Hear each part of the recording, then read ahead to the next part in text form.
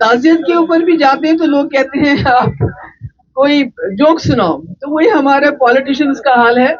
हम कहीं भी जाते हैं तो कहते हैं कि आप तकरीर करो, तो मैं आज तकरीर के लिए नहीं आई, आप सबका शुक्रिया अदा करने आई हूँ कि आपने सोनू जी का बड़ा साथ दिया।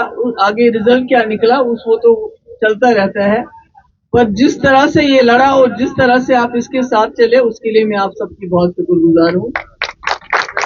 तो मैंने इन सबको जिम्मेवारी दी। आदित्य यहाँ पर है, हमारे जो कैंडिडेट वोट ही रहे हैं, तो इन्होंने बड़ा खूब ऐसे लड़ रहे थे। मुझे नहीं लगता है बीजेपी या कांग्रेस इलेक्शन इस तरह इतने जोरों शोरों से लड़ रही थी। इन्होंने बहुत अच्छी तरह ये इलेक्शन लड़ा और बड़ा जोश और खरोश के साथ लड़ा, और आप लोग साथ रहे उसकी मैं बहुत शुक्रगुजार हूँ। अब मैंने इनको एक जिम्मेवारी दी है। मैंने कहा हमारे जितने भी असेंबली कैंडिडेट्स हैं, अगर वो शहर में है तो वार्ड इलेक्शन लड़ेंगे, अगर वो गांव में है तो सरपंच इलेक्शन लड़ेंगे, क्योंकि ये सीढ़ी है, आपको कहीं ना कहीं से शुरुआत करनी है। इसमें कोई मलाल की बात नहीं है कि आपने असेंबली लड़ा तो आप वार्ड नहीं लड़ सकते, ऐसा नहीं होना चाहिए। और उसमें आप लोगों को इनको जिता के वापस भेजना है, ताकि ये अपने लोगों की, अपने मोहल्ले की छोटे छोटे काम कर सके। क्योंकि सरकार तो अब बीजेपी की एक तरफ से, एनसी और कांग्रेस की दूसरी तरफ से है।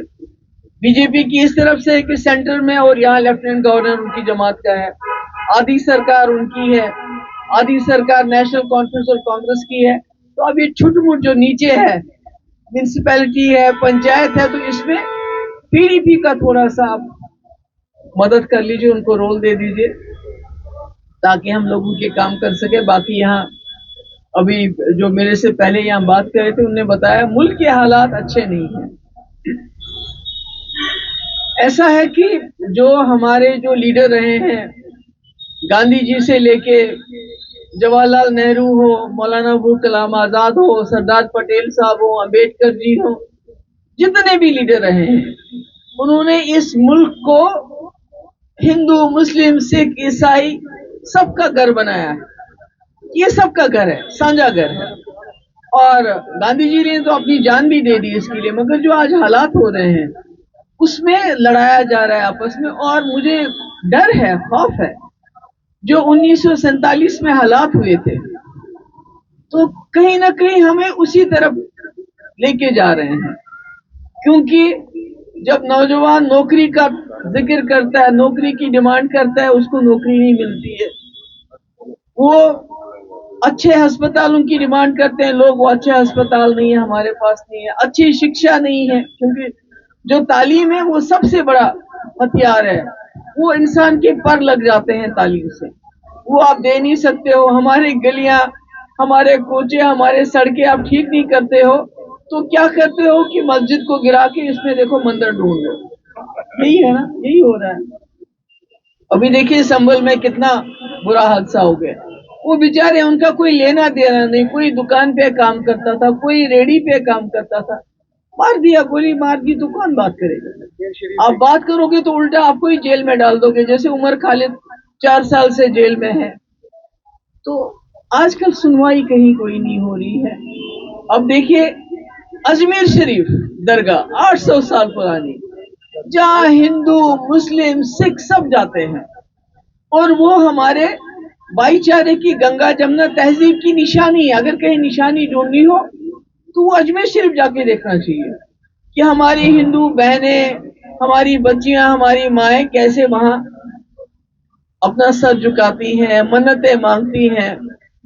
और दूसरी तरफ से मुसलमान होते हैं, तीसरी तरफ से हमारे सरदार भाई होते हैं। तो ये, इससे बड़ी मिसाल कोई नहीं हो सकती हमारे मुल्क में। उसके पीछे भी पड़ गए कि उसको भी खोदो, उसके नीचे भी देखो शायद मंदिर निकल आए। तो मुझे समझ नहीं आता है कि ये कब तक चलेगा। लोग तो जाग गए हैं, मगर मुझे लगता है कहीं ना कहीं ये जो इलेक्शन में वोटिंग परसेंटेज वोट के वक्त एक होती है और गिनती करने के वक्त दूसरी हो जाती है, कहीं ना कहीं उसमें भी गड़बड़ है। क्या करते हैं, कैसा करते हैं, एक स्टेट छोड़ दी ताकि अपोजिशन बात ना कर सके, तो इसमें भी शक है। और इलेक्शन कमीशन इसमें कोई जवाब नहीं देता है। अगर 6 बजे जब वोटिंग बंद हुई, परसेंटेज अगर 58 थी, 3 घंटे के बाद वो 68 कैसे होगी और काउंटिंग से पहले वो 70 कैसे होगी। तो ये मुझे लगता है ये भी कहीं ना कहीं लोगों को जागना पड़ेगा, इसके बारे में सोचना पड़ेगा, क्योंकि अगर हमारा मुल्क भी हमसाया मुल्क जैसा बन जाए, अभी देखिए बांग्लादेश में बहुत बुरा है, वहाँ हमारे जो हिंदू भाई हैं उनके साथ बड़ी ज्यादती हो रही है जो हमने सुना है। तो यहाँ हम माइनॉरिटीज के साथ ज्यादती कर रहे हैं, तो फर्क क्या है? इतना बड़ा मुल्क हमारा हिंदुस्तान, इतना विशाल, इतना सेक्युलर, पूरी दुनिया में माना जाता है। तो जब हम में और बांग्लादेश में कोई फर्क ही नहीं रहेगा, हमारे यहाँ हम माइनॉरिटीज को तंग करेंगे, उनकी मस्जिदों को तोड़ के शिवलिंग ढूंढेंगे। बांग्लादेश में अगर कोई हिंदू हमारा भाई वहां की ज्यादती के खिलाफ बात करता है, उसको जेल में डाल देंगे। यहाँ हम उमर खालिद को जेल में डालते हैं, वहां उनको जेल में, तो फर्क क्या है? मुझे तो लगता है कोई फर्क ही नहीं।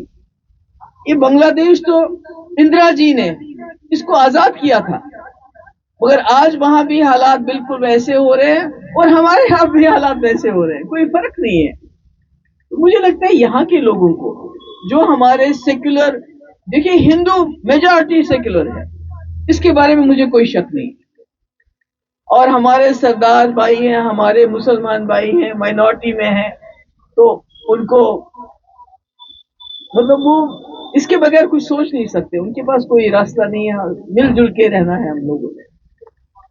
तो ऐसे में मैं सोचती हूँ कि जम्मू की एक बड़ी एक इम्पोर्टेंस है। मैं जब जम्मू आती हूँ तो यहाँ मैं देखती हूँ सरदार भी चल रहा है, गुजर भी चल रहा है, पहाड़ी भी चल रहा है, हिंदू भी चल रहा है।